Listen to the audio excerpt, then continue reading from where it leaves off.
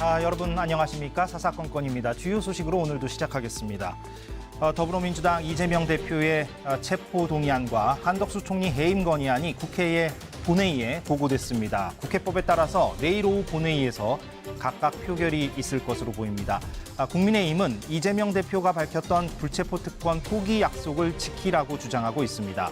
검찰의 정치적 수사라고 비판해온 민주당은 오늘 의원총회를 열고 어떻게 대응할지 논의하고 있습니다. 이재명 대표는 오늘 SNS에 체포동의안 가결은 정치검찰 공작수사에 날개를 달아줄 것이라며 비회기에 영장을 청구하면 국회 표결 없이 얼마든지 영장실질심사를 받을 수 있다 이렇게 적었습니다. 이재명 대표에 대한 체포동의안 그리고 민주당이 발의한 한덕수 총리 해임 건의안은 모두 비공개로 표결이 진행되고 재적의원 과반 출석에 출석의원 가운데 과반수 찬성으로 가결됩니다. 지금 국회에는 297명의 의원들이 있고 모두가 다 표결에 참여한다고 가정했을 때 가결 정족수는 149표입니다.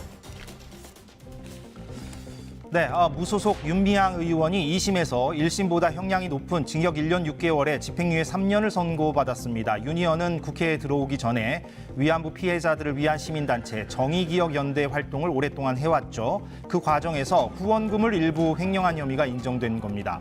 그 규모가 1심에서는 1,700만 원으로 인정이 됐는데 이번에는 8천만 원이라고 재판부는 높여 잡았습니다. 윤 의원은 대법원 판단을 받아보겠다고 밝혔습니다. 잠시 듣고 오겠습니다.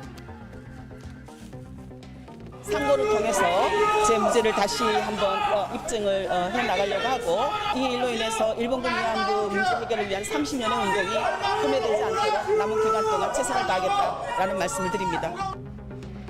네, 대법원이 이번 2심 판단을 그대로 받아들이면 윤 의원은 의원직을 잃게 됩니다. 전국 대부분 지역에 비가 내리고 있습니다. 호우특보가 내려진 곳도 있는데요. 경기도와 충남 일부 지역에는 호우주의보가 내려졌고 전남 지역에는 강풍주의보도 함께 내려졌습니다. 남서쪽에서 비구름이 오고 있는데 지금은 서울과 중부지방, 호남, 경북지방을 중심으로 비가 오고 있지만 점차 남해안으로 확대되겠습니다. 기상청은 내일까지 제주도와 부산, 남해안 지역, 울산과 경북 동해안 지역 등에 120에서 150mm의 많은 비를 예보했습니다. 조금 전에 중앙재난안전대책본부도 가동이 됐는데요. 피해가 없도록 주의가 필요해 보입니다. 이번 비는 내일 밤 대부분 그치겠습니다. 중국 항저우 아시안게임에 출전하는 한국 선수단이 오늘 현지에 마련된 선수촌에 도착했습니다. 오늘은 1차로 임원진 35명, 선수 60명이 항저우로 갔는데 한국은 이번 대회에 39개 종목, 모두 1,100여 명의 선수단을 파견합니다. 역대 최다 규모라고 하네요. 몇몇 경기들은 벌써 시작을 했는데 개막식은 토요일에 열립니다. 보름 동안 경기가 펼쳐지는데 우리는 종합순위 3위를 목표로 하고 있습니다. 이번 아시안게임 관전 포인트가 뭔지 잠시 뒤 KBS 스포츠 취재부 기자와 짚어보도록 하겠습니다. 지금까지 주요 소식이었습니다.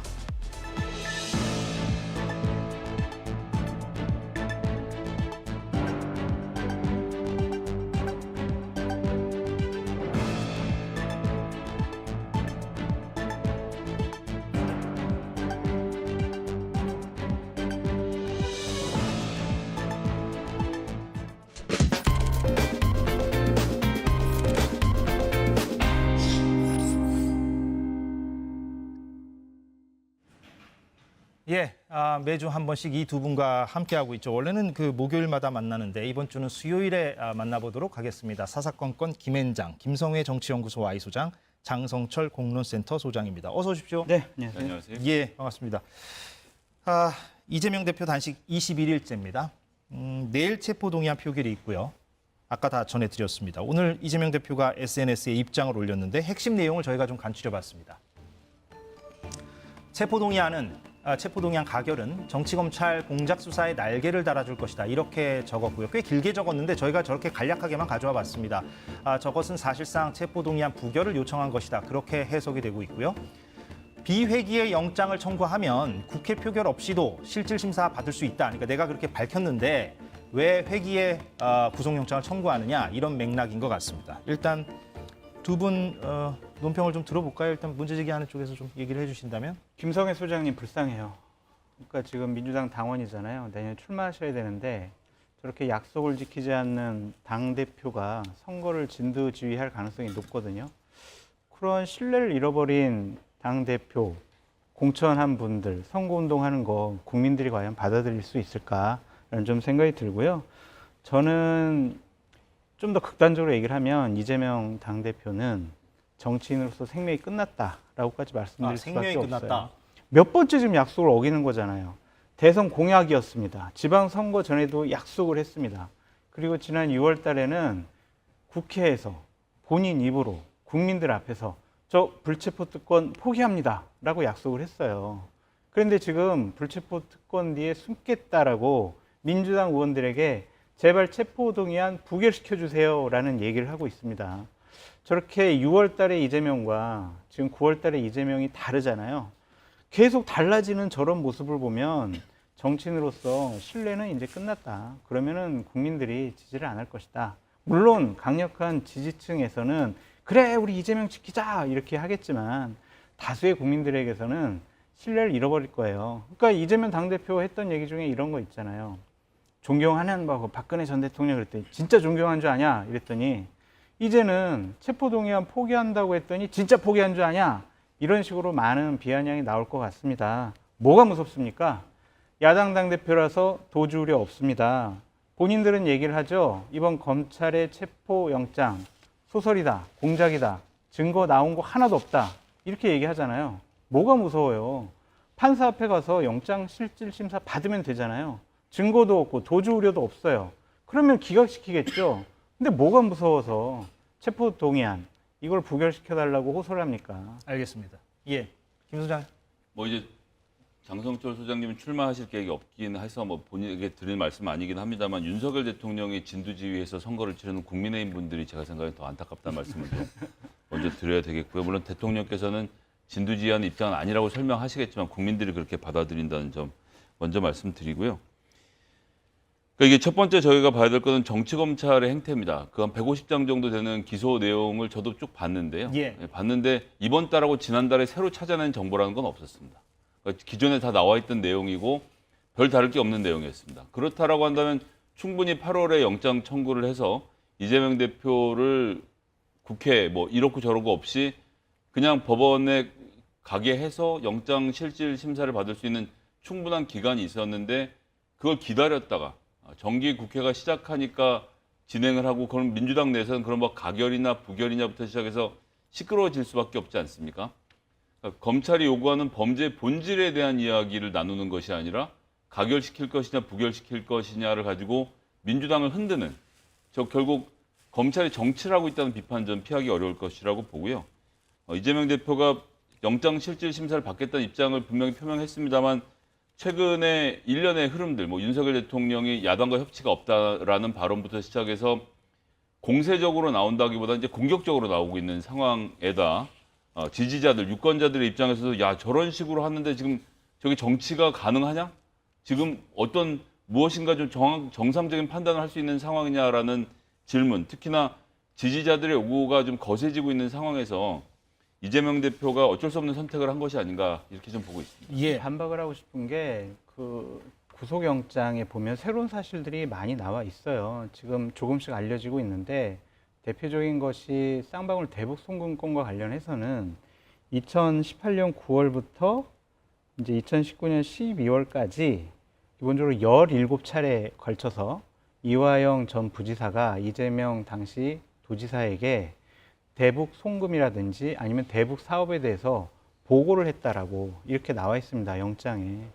근데 이재명 당대표는 아유 그거는요 이화영 부지사가 다 본인이 알아서 정결로 결제했지 저는 그냥 결제 서류 오길래 클릭만 했어요. 이런 식으로 빠져나가고 있거든요. 이런 것들에 대한 충분한 반박 자료가 되고 김성애 소장님 6월 달에는 그러면은 정치검찰이 아니었나요? 그때도 계속 정치검찰이라고 민주당에서 이재명 당대표가 공격했잖아요. 근데 이제 와서 정치검찰 공작수사 이런 것이기 때문에 우리가 부결시켜야 된다. 이거는 논리적으로 맞지가 저는 않죠. 공작 수사라고 말씀드리지 않았습니다. 아니 이재명 당대표가 그러셨잖아요. 지금. 뭐 설명드렸던 대로 회기 중에 아닐 때, 그러니까 지금 말씀하신 여러 가지 내용들이 최근에 밝혀진 게 아니거든요. 지난 기간 동안 수사해왔던 내용들을 정기 국회가 시작되기 기다렸다가 소환하고 그 다음에 영장을 치고 결국 내년 총선에서 민주당이 분열된 모습을 만들어 보는데 자신들도 일조하겠다는 정치 검찰의 이 시커먼 속내가 그대로 드러났기 때문에 그것에 대해서 유권자들이 판단할 거라고 생각합니다. 예, 충분히 두 분이 논점을 제출해 주셨고 한번 좀 예상을 해보죠. 내일 비명계가 그러면 어떤 선택을 할 것인가. 이게 아마 가결이냐 부결이냐를 결정짓는 주요 요인이 되지 않을까 싶은데요. 현재 국회의원 의석 분포도를 한번 볼까요? 저렇게 돼 있습니다. 일당이 이제 민주당인데 167, 국민의힘이 111, 정의당이 6이고요. 기타 정당과 무소속을 합치면 13이라서 모두 297입니다. 그래서 과반이요. 149표예요. 물론 모두가 다 표결에 참석했을 때를 가정했을 때 과반 정족수가 이제 149가 되는데 물론 다 참여할지 아니면 아닐지는 모르겠습니다. 왜냐하면 지난 2월에는 찬성이 139, 반대가 138로 찬성이 오히려 한 표 더 많았었습니다. 그런데도 정족수 미달로 체포동의안이 부결된 바가 있습니다. 마저 저희가 그 민주당 의원들의 의견을 좀 보고 올까요? 정청래 최고위원은 똘똘 뭉쳐 민주당 지켜내야, 그러니까 부결을 하자라는 입장을 밝혔고요. 박용진 의원은 오늘 라디오 인터뷰를 보니까 가결이냐 부결이냐 입장을 대표가 밝히는 그런 리더십이 필요하다 이렇게 얘기를 했는데 사실상 오늘 이재명 대표는 저 관련해서는 입장을 밝힌 게 아닌가 싶습니다. 조응천 의원은 이 대표가 가결을 요청해야만 당 분열을 막을 수 있다. 그런 입장을 밝히고 있어서 민주당 의원들이 지금 의원총회를 하고 있다고 하니까 어떻게 뜻이 모아질지 모르겠는데 예상해보죠. 이제 뭐 그 적절 부적절 얘기는 많이 하셨으니까 내일 비명계가 어떤 선택을 할 거로 예상하십니까? 의총 결과가 중요할 것 같아요. 네. 지금 4시부터 민주당이 의원총회를 하고 있지 않습니까? 거기서 만약 당론으로 좋습니다. 이재명 당대표가 말씀하신 것처럼 우리 부결시킵시다 라고 할지 아니면은 이거는 아니다. 의원들 자유투표에 맡기겠다라고 할지 그 결정사항을 먼저 지켜봐야 될 것 같은데 비명계 같은 경우에 상당히 이제 압박이 심할 것 같아요. 이제 이재명 당대표가 지시를 내린 거 아니에요. 그러면은 이재명 당대표를 또 민주당을 강하게 지지하는 분들은 이제 비명계 의원들을 상당히 못 살게 굴 겁니다. 너 내일 뭐 가결표 던지면은 가만 안 있겠다부터 시작해서 온갖 협박을 다 해야 될 거예요. 그럴 경우에 비명계에서는 아니 당대표가 얘기를 했고 내년 총선 공천을 내가 받아야 되는 입장인데 당대표와 강력한 지지 그룹의 이런 의견에 반하는 내가 제대로 된 내 생각대로 주관적인 판단을 할 수 있을까라는 고민에 빠질 수밖에 없을 것 같고요. 경우의 수는 있겠죠. 뭐 그냥 아싸리 투표에 불참한다.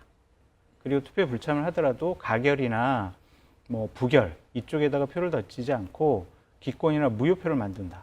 그래가지고 몇 명이 이 가결표에 던졌지? 몇 명이 부결표 던졌지? 이런 것들을 계산 못하도록 상당히 좀 헷갈리게 하는 그런 투표 행태가 이루어질 가능성이 많다라고 말씀을 드리는데 근데 기권으로 가면 비명계가 그럼 결과적으로는 부결이 되는 거죠. 그렇죠. 예. 그렇게 봐야 될 텐데 일단은 비명계 의원들도 이재명 당대표에 대한 실망을 더 많이 할 수밖에 없습니다. 민주당의 의원님들이나 아니면 김성현 소장님 방송에 많이 나와서 이번 단식은요, 저 구속을 막기 위한 방탄 단식 아니었어요 라고 계속 항변했었거든요. 근데 오늘 이재명 당대표의 입장 표명으로 나 구속당하기 싫어. 그래서 나 단식한 거야. 라는 자기 고백이다라고 볼 수밖에 없습니다. 그러면 장 소장께서 보시기에는 가결이 될지 부결이 될지는 지금 예상하기가 좀 부결이죠. 힘들다? 부결이 될 것 같다. 부결이죠. 그러니까 민주당의 다수 비명계가 설령 뭐 가결을 던지더라도 네. 그건 10분 내외 정도밖에 안 될 거예요. 그 수가 지금, 적다, 미미하다. 상당히 지금 표당 소구를 할 것이기 때문에 알겠습니다. 미미할 것 같습니다. 일단 그렇게 예상하셨고 어떻게 예상하십니까? 뭐 그냥 아주 평론가적 입장에서 그냥 숫자를 놓고 얘기를 예. 해보면요. 지난번에 무효 기권 등을 다 합치면 20표 정도가 됐었습니다. 이 표들 가지고는 그런데 어쨌거나 찬성이 되진 않습니다. 이분들이 다 찬성을 한다고 하더라도. 예. 제가 파악하고 있는 상태가 맞다라고 하면 민주당에서 28명 이상의 의원이 찬성의 표를 찍어야.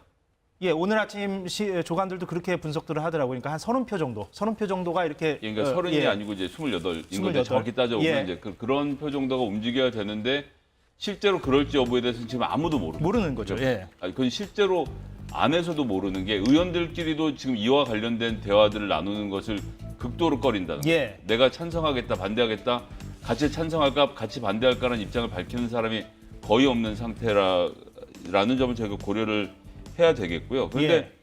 어쨌든 당대표가 부결 쪽으로 입장을 정해서 발표한 이상 예. 부결이 될 가능성이 더 높지 높다. 않겠냐라고 보겠습니다. 그러면 부결이 됐을 때 정치적 부담감은 민주당이 어느 정도 짊어져야 하는 건 사실이고요. 지금 장 소장께서 얘기하시는 그런 비판적 문제 제기들이 국민의힘에서도 당연히 나오고 또 다른 쪽에서도 많이 나올 것이기 때문에 그 이후에 어떤 파장, 영향 그거는 좀 어떻게 전망하십니까?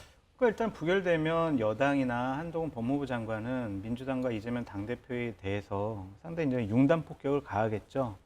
그리고 만약에 부결표가 본인들 예상 의석수보다 더 적게 나오면은 누구야? 이런 색출 작업이 들어갈 거고요. 어쨌든 가결이든 부결이든 민주당은 큰 내용에 빠질 수밖에 없을 것이고 여론조사 추이를 지켜봐야 될 것 같아요. 저 만약 부결되면은요 분명히 여론조사 할 겁니다. 예.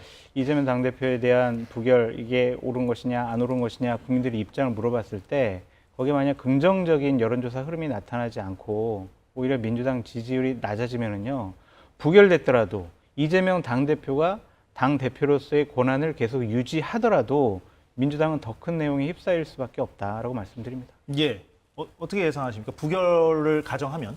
일단 부결이 되던 표가 나오게 되면 방금 이제 뭐 색출이라는 표현을 쓰셨는데 어쨌든 누가 찬성표를 던지고 기권을 했는지에 대한 관심이 쏠릴 수밖에 없는데 사실은 이거는 전혀 정확하지가 않습니다. 제 얘기는 뭐냐 하면 침묵하고 있는 찬성표 의원이라는 게 존재를 해요. 그러니까 공개적으로 예를 들어서 이재명 지도부에 강한 반대를 하고 있는 이상민 의원의 예를 제가 뭐 적절한 예인지 모르겠습니다만 그분하고 이제 사담을 나누면서 관련된 얘기를 예전 했던 적인데 1차 투표 때인데 본인은 이제 반대표를 던졌다는 거예요. 그러니까 나와서 이재명 대표에 대한 예. 지도부에 대한 불만은 표시를 했지만 그건 그거고 내가 거기 가서 어떻게 찬성표를 던지느냐. 그러니까 방송이 아니라 사적인 자리에서 그런 말씀하시는 걸 들었는데 예. 그런데 일반적인 사람들이 보기에는 예를 들면 찬성표가 나오면 이상민 의원 같은 사람이 찍을 것이다 생각을 할 거 아닙니까? 방송만 보고서는. 그렇죠. 예. 그런데 실제로는 아무 말도 하지 않고 있는 대다수의 의원들이 있는데 이들 중에서 누가 찬성을 눌렀는지 뭘 했는지는 사실 구분할 수가 없거든요. 예, 무기명 투표니까요. 예. 그래서 그런 점에 있어서 민주당 내에 이 내분을 어떻게 빨리 수습하느냐가 저는 최대 관건이 될 것이다. 어쨌든 부결이 되면 부결이 된 채로 일단 당내의 내분을 수습하는 게 우선이고 그 다음에 전열을 다시 재정비해서 윤석열 정부 국정감사를 포함해서 추석 밥상으로 좀 화제를 전환하도록 노력을 해야겠죠. 이건 뭐 가정의 가정인데 검찰이 구속영장을 재청구할 가능성은 없을까요? 만약에 부결이 된 이후에 이건 뭐 너무 짐작하기가 쉽지 않은 거긴 한데.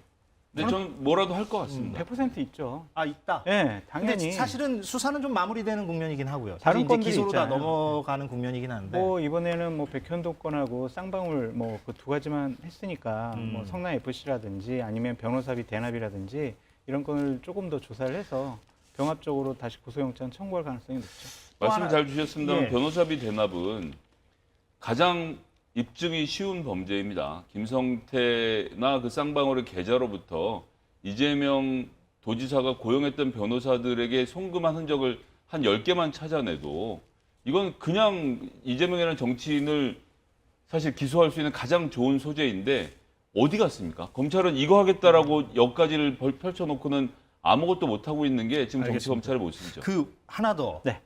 국민의힘 입장에서는 오히려 가결보다 부결이 더 유리한 측면도 없지 않아 있는 것 같은데 왜냐하면 계속 그 방탄 프레임의 그렇죠. 공격을 할 수가 있으니까 그래서 이것도 뭐 상상인데 국민의힘에서 이른바 역선택이 나올 수도 있다.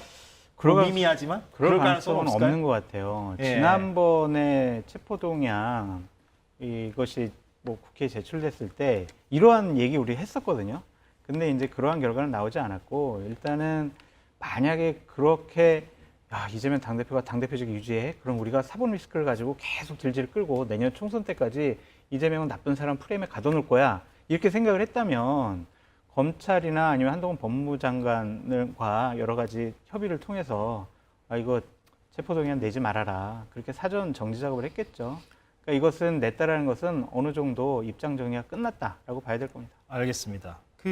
이거는 아마 김성애 소장께 물어봐야 될 것 같은데 최근에 지금 평론가들이 분석하고 있는 대상 가운데 하나가 더민주혁신회의. 이게 이제 원외에 있는 이른바 친명 조직이라고 언론에서는 분류를 하고 있는데요. 근데 여기서는 가결표를 만약에 민주당 의원들이 던지면 그 의원이 누군지 끝까지 추적하고 색출하겠다 이렇게 아주 경고까지 강한 경고까지 지금 내보이고 있어요. 그런데 이 더민주혁신회의가 왜 요즘 주목을 받고 있는 거고 어떤 조직이고 이게 정말로 지금 민주당에 강한 영향력을 행사하고 있는 조직인가?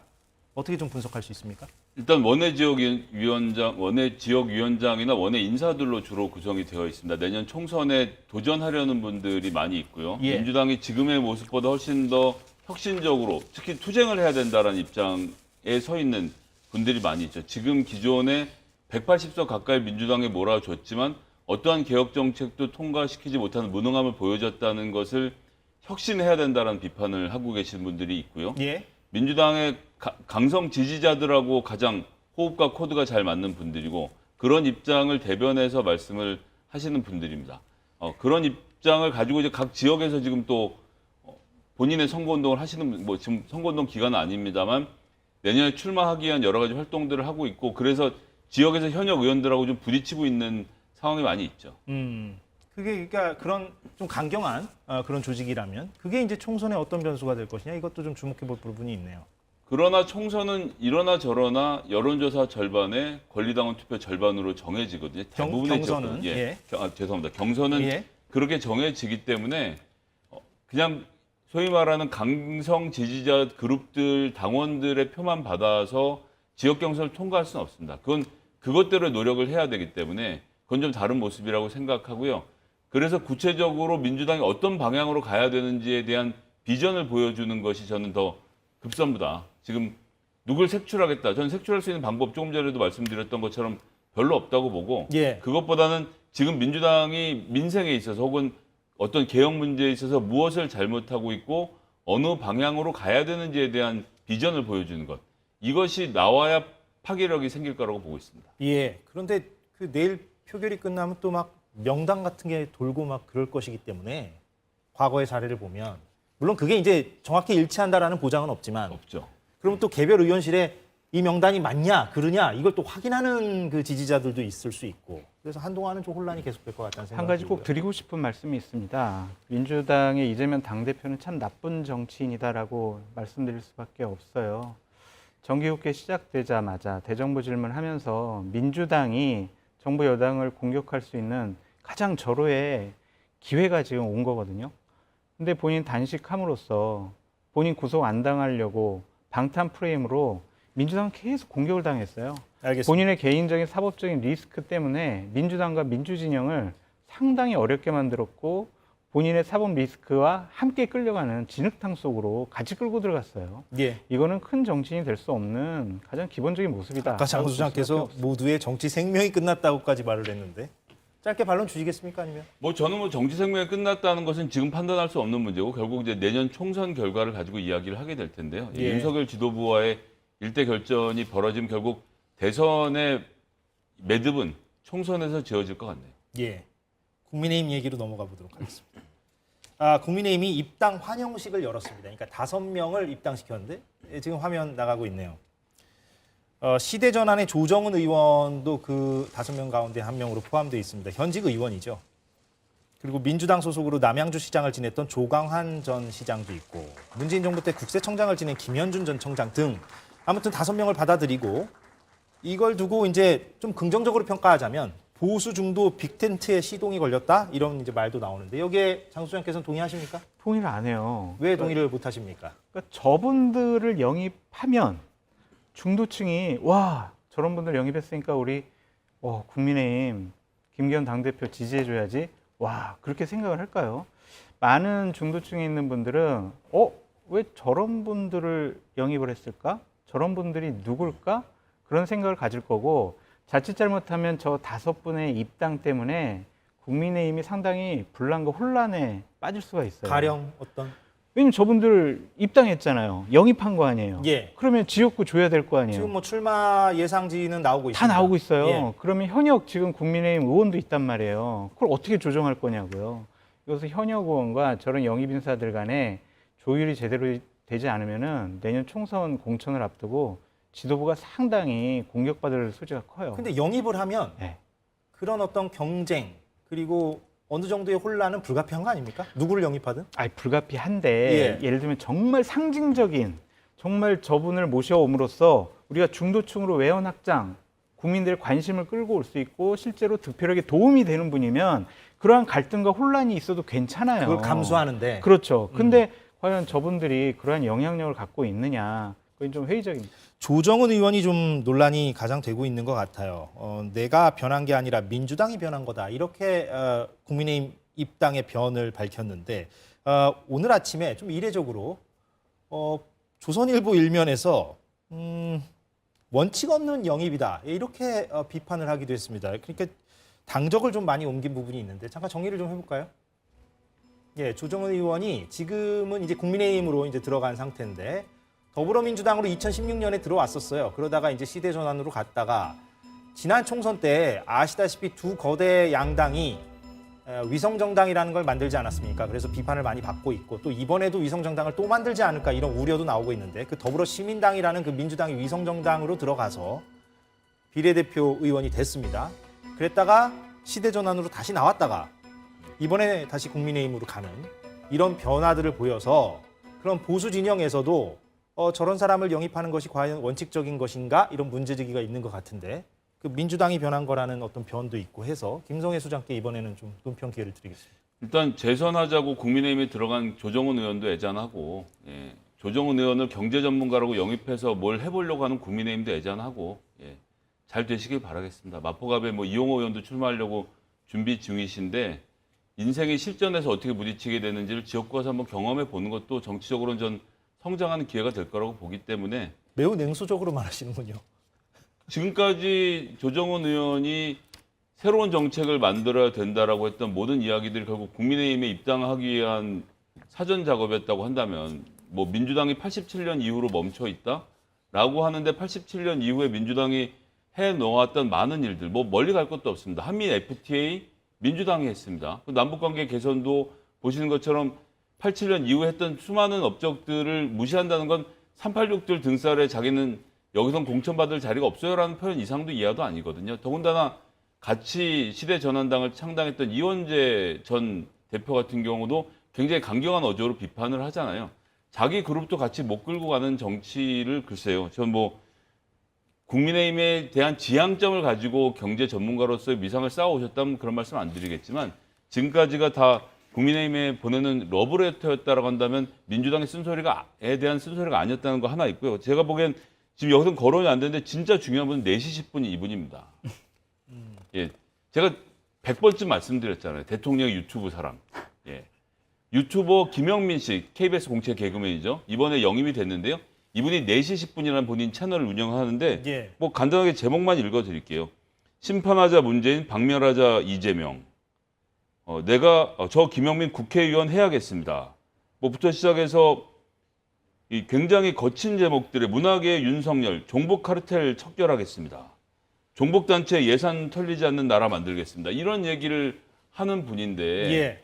지금 이분이 영입이 됐어요. 그러니까 아까 유튜브 채널을 말씀하셔서 제가 순간적으로 못 알아들었습니다. 김영민 씨를 얘기하는 거예요. 네, 김영민 네. 씨가 운영하는. 예. 예, 이런 분이 1차적으로 영입됐다는 것은 이 또한 이것이 김기현 지도부가 아니라 윤석열 지도부라는 예, 중요한 반증 중에 하나로 작동하게 될 것이 앞으로 드러나게 될 것입니다. 조정은 의원과 김영민 씨의 반론은 저희가 기회가 있을 때 좀 들어봐야 될 것 같습니다. 사실 조정은 의원은 저희가 좀 인터뷰를 해보려고 하고 있긴 하고요.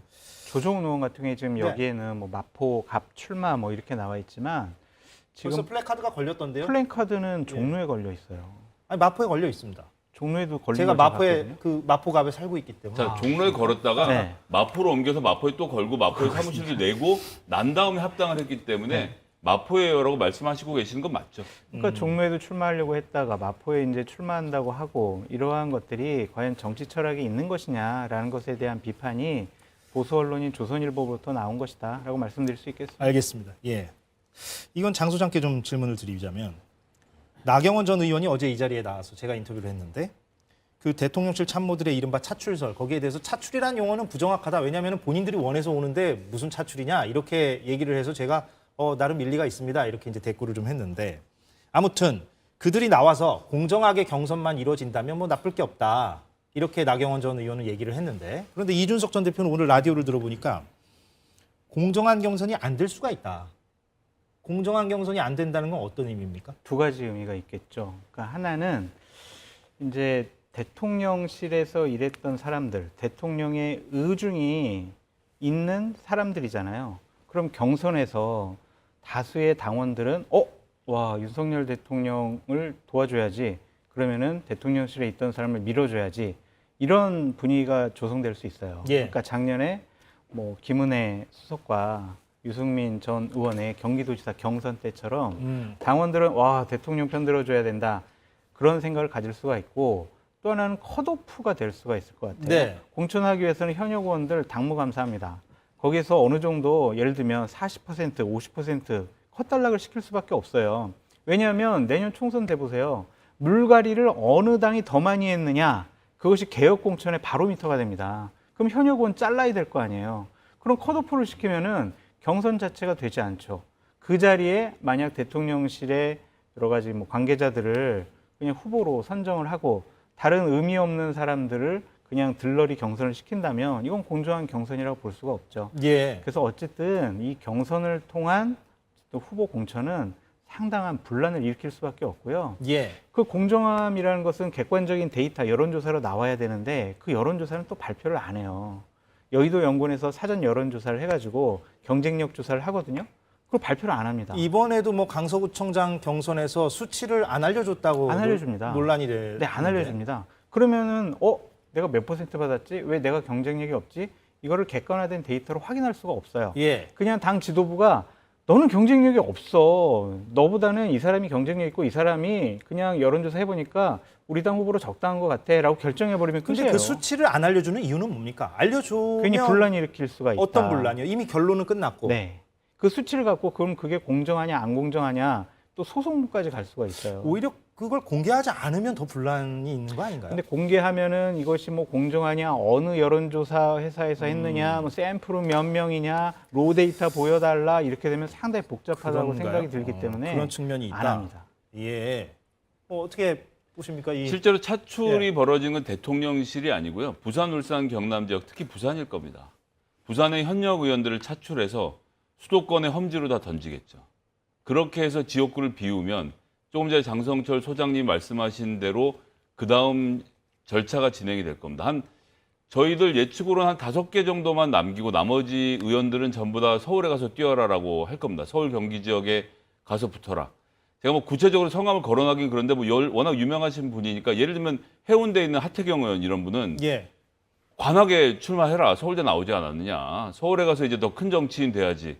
라고 보낼 수 있는 거죠. 사실 거절하게 명분이 많지 않을 텐데 뭐 그런 지역의 예를 이것도 예입니다. 지난번에 출마하셨고 대통령이 민주평통 사무처장으로 앉혔던 석동현 전 검사 이런 분들, 그다음에 대통령실에 있는 주진호 검사 이런 분도 지금 비서관도 고등학교가 부산이거든요. 예. 이런 분들이 부산으로 가는데 부산에 있는 의원들이 서울로 올라오면 경선은 하겠지만 무슨 의미가 있을까요? 그러니까 경선은 하겠지만 굉장히 쉬운 경선, 당선되기 쉬운 지역에서 이런 일들이 꽤나 벌어질 것으로 예측하고 있습니다. 그것이 꽤나 벌어지면은 국민의힘도 내부적인 혼란, 그러니까 민주당이 지금 친명과 비명의 어떤 내부적 혼란이 앞으로 우려된다면 국민의힘은 또 이런 지점들이 또 우려되는군요. 그럼요. 예. 공천에서는 대통령이 본인을 강하게 지지할 수 있는 그룹을 국회 내에서 만들고 싶어 할 거예요. 그러한 욕심이 아마 내년 총선 공천 과정 중에서 상당히 분란과 갈등으로 나타날 겁니다. 예, 알겠습니다. 오늘 여기서 정리를 하죠. 두 소장 만나봤습니다. 김성애, 장성철 소장이었습니다. 고맙습니다.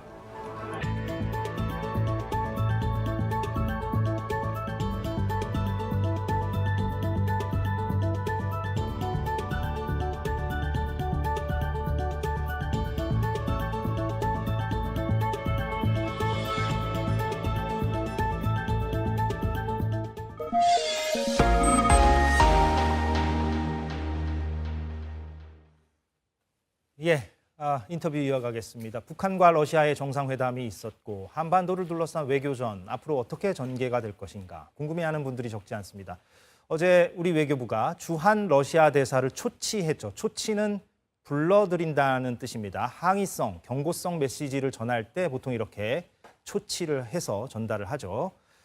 북러 군사 협력을 즉각 중단하라 이런 한국 뜻을 전달했습니다. 지금 어떤 흐름인지 몇 가지 짚어보도록 하겠습니다. 러시아 전문가인 박종수 전 러시아 공사 제 옆에 나왔습니다. 어서 오십시오.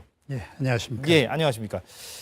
어제 그 주한 러시아 대사를 한국 외교부가 초치했고, 그 이유는 알겠는데, 근데 그 러시아 대사 안드레이 쿨릭, 예, 이 사람은 북러 군사 협력이 근거가 없는 추측이다 이렇게 말을 했어요. 뭐 이건 좀 어떻게 해석을 해야 됩니까? 저는 그 지극히 러시아적 관점에서 밝힌 입장이라고 예. 봅니다. 예를 들면 우리가 우크라이나에 155mm 포탄을 제공하느냐 마느냐는 그런 그 논란이 있을 때 네. 러시아도 증거가 있느냐 여기에 대해서 집중적으로 파고들었거든요. 근데 결국 증거가 없더라. 그래서 우리가 한국하고 관계를 최악의 상태로까지는 갈 상황은 아니다. 이런 입장을 밝혔거든요. 예. 그러면 이제 이번에 북러 간의 군사 무기 제공 문제도 같은 맥락에서 아마 쿨릭 대사는 했을 걸로 봅니다. 예. 그리고 이제 이번에 그 정상회담 끝나고 나서 크레물린 페스코프 대변인도 어떤 군사적 합의도 한 게 없다. 그리고 푸틴 대통령도 그랬거든요. 물론 그 정상회담 장소인 바스토치니 군사 미사일 기지에서는 사실 이거를 위해서 여기서 정상회담 한다고 해서 푸틴이 직접 그렇게 얘기했죠. 얘기를 했죠. 예. 이제 이거는 이제 제가 보기에 우주 산업에 민간 차원에서 협력을 한다는 그런 의미를 이제 내포한 거죠. 예. 군사용으로 그걸 이용하겠다는 게 아니라 예. 그러면서 이제 푸틴이 한 얘기가 우리는 철저하게 국제법에 근거해서 할 거다. 어떤 그 위반도 없을 거다. 이걸 이제 전제를 한 거죠. 그런데 러시아의 저런 입장을 고지고대로 받아들이기에는 좀 힘들지 않을까요? 왜냐하면 지금 다수의 전문가들이 해석하기로는 그 북러 간의 군사 협력이 어느 정도 수위까지 완성됐는지는 모르겠으나 어찌됐건 무언가가 오가긴 오갔다. 이렇게 지금 보고 있는 거는 사실이라서 어떻게 보십니까? 군사 협력이나 군사 기술 특히 이런 분야는 쉽게 합의할 수 있는 사항은 아니라고 봅니다. 예. 상당한 그 시간을 요하는 예. 매우 민감한 분야죠. 특히 지금 이제 우리가 전제를 해야 될 거는 지금 우크라이나 전쟁 중이거든요. 예. 우크라이나 전쟁 중에 가장 특징적인 것 하나가 전방위적인 하이브리드 전쟁이라는 거죠. 예. 하이브리드 전쟁이라는 거는 무력 외에 모든 수단 방법을 다 동원한다는 거거든요. 그래서 지금 이런 그 러북 간의 군사 협력을 하느냐 안 하느냐 이것도 일종의 그 연장선상에서 오가는 그런 레토릭이라고 좀 봅니다. 서방과 러시아 간에. 예. 예, 그렇게 본다면 뭐 어떤 그 얘기도 자국한테 유리하다면 할 수가 있는 거죠. 예. 일종의 심리전, 정보정 차원에서. 그렇죠. 하이브리드전이 무력 외에 모든 수단을 다 강구하거든요. 가짜 뉴스, 각종 그 프로파간다, 그리고 이제 언론을 또 많이 이용을 하잖아요. 예. 아마 그게 연장선상이라고 이제 봐야 되지 않겠나. 그럼 박정공 사께서 보시기에는 이번에 북러 간의 모종의 합의가 실제 뭐 있었긴 있었을 거라 보십니까? 이게 참 뭐 예측하기가 쉽지 않은 건데 이게 공개가 되진 않은 거라서. 근데 거기에 굳이 방점을 찍을 필요가 없다? 그렇게 제가 이해하면 되겠습니까? 이 러시아하고 북한 간의 그 군사 협력은 예. 구소련부터 계속 지속되었던 겁니다. 예.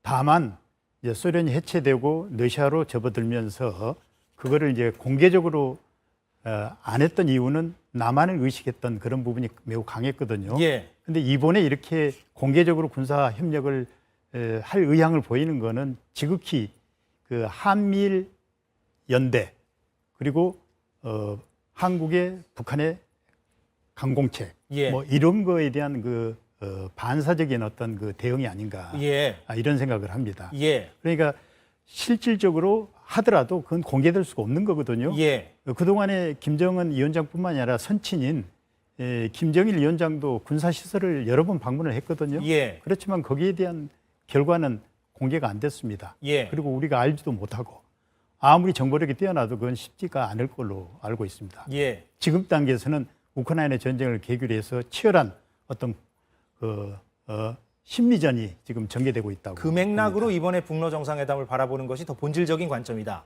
그렇게 그렇죠. 제가 받아들이면 되겠죠. 첫 번째가 이제 그거고 예. 두 번째는 사실 김정은 위원장이 유훈 정치를 표방을 했잖아요. 코로나 때문에 2019년 4월 달에 러시아를 방문하고 그 뒤로 못 갔어요. 근데 당연히 그 뒤에 그 선친들의 그 유언에 따라서 갔어야 되거든요. 예. 근데 이번 기회에 이제 코로나가 해제가 되고 국경이 개방되면서 첫 스텝을 밟은 거죠. 예. 뭐 이런 의미. 그동안에 이제 양국 간에 조율하지 못했던 그런 현안들이 많이 있거든요. 이거를 이제 같이 공동으로 한 거죠. 예. 그러면 일각에서 말하는 이런 분석, 그러니까 북러 간의 어떤 그런 군사 협력이 얼마나 있었든지 간에 이번 정상회담은 오히려 러시아가 남한에 보내는 어떤 경고적인 메시지가 강하다. 그러니까 그런 분석도 하는 전문가들이 있던데 같은 맥락에서 보면은 유효한 분석이겠군요. 예, 저도 그 부분에 대해서는 부분적으로 동의를 합니다. 예. 왜냐하면 이제 우리가 주목할 부분 중에 하나가 지난 3월 31일 러시아 연방의 대정책 개념을 새로 채택을 했거든요. 그동안 러시아의 대정책은 한반도에서 남북한 균형 외교를 지향한 거였습니다. 예. 그런데 이번 대정책 개념에서는 한반도에 관한 언급이 다 빠진 거예요. 예. 빠지고 북한에 대해서도 일체 언급이 없고 한국에 대해서도 언급이 없고 이거는 이제 일종의 그 전시 체제에서 만든 그 대정책이라고 보거든요. 예. 그래서 현재로서는 한국은 지금 우크라이나를 지지를 하고 있고 예. 북한은 러시아를 하고 있잖아요. 그렇지만 장기적으로 보면 사실 러시아하고 우리하고 공조할 부분들이 많이 있거든요. 여기에 대한 여지를 남겨놓은 게 아닌가 저는 그런 생각을 합니다. 예. 어떤 취지의 말씀인지 이해가 됐습니다. 그런데 대통령실은 몇 달 전부터 군사 거래를 지켜보고 있었다. 이렇게 반박을 오늘 내놨어요. 그 말은 러시아 당신들이 부인하지 말아라, 발뺌하지 말아라 이런 취지로 읽히는데 이건 뭐 어떻게 봐야 됩니까? 물론 한미 정보 당국이 공개할 수는 없지만 무언가를 포착했을 가능성도 뭐 있다고 봐야 됩니까? 제가 보기에는 그 군사 분야에 관한 한은 아무리 정보력이 뛰어나더라도 예. 한국이나 미국이 쉽게 잡지를 못할 걸로 저는 봅니다. 아, 예. 다만 이제 이번에 북러 정상회담 과정에서 우크라이나에서 북한제 무기가 지원되는 게 있다. 뭐 이거를 우리한테 제보를 했잖아요. 뭐 그걸 이제 근거로 해서 우리 입장을 밝혔는지는 모르겠지만 예. 그러한 입장을 밝힌 데는 또 두 가지 의미가 있다고 봐요. 일종의 경고성. 또 설령 예를 들어서 알았다 하면 이거는 이제 그 증거를 오픈을 한다.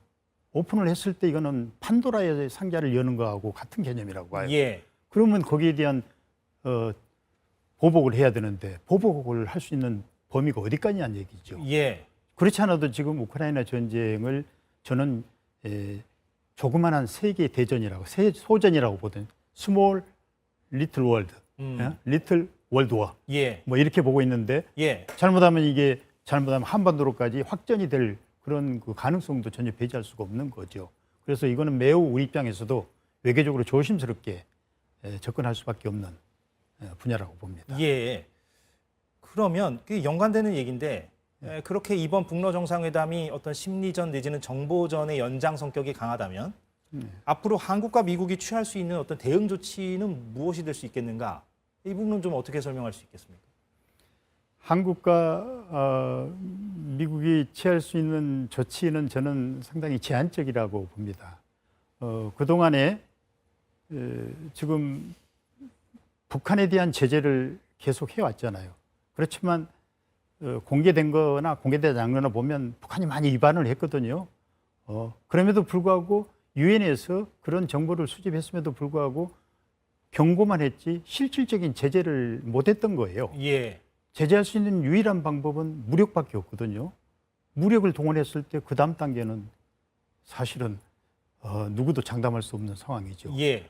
그러다 보니까 결국 이거는 아무리 지금 대북 제재를 더 강화해도 한계가 있다고 봅니다. 그 대표적인 예가 러시아에 대한 제재였거든요. 러시아도 2014년부터 본격적으로 제재에 들어갔고 예. 이번 우크라이나 전쟁을 계기로 해서도 소위 말한 지옥 같은 제재를 13번을 했잖아요. 그런데도 아직까지 러시아가 거기에 지금 굴복을 안 하는 그런 상황이죠. 그렇다면 실효성이 얼마나 있는가? 예. 이건 한번 우리가 객관적으로 짚어봐야 될 부분이죠. 예, 한미가 취할 수 있는 조치가 제한적이다. 그 말씀이시고. 마지막으로 이제 중국 반응이 궁금한데 근데 공교롭게도 푸틴 대통령이 다음 달에 중국에 가서 시진핑을 만난다. 이런 보도가 지금 나오고 있는데 이건 좀 어떤 맥락에서 읽을 수가 있겠습니까?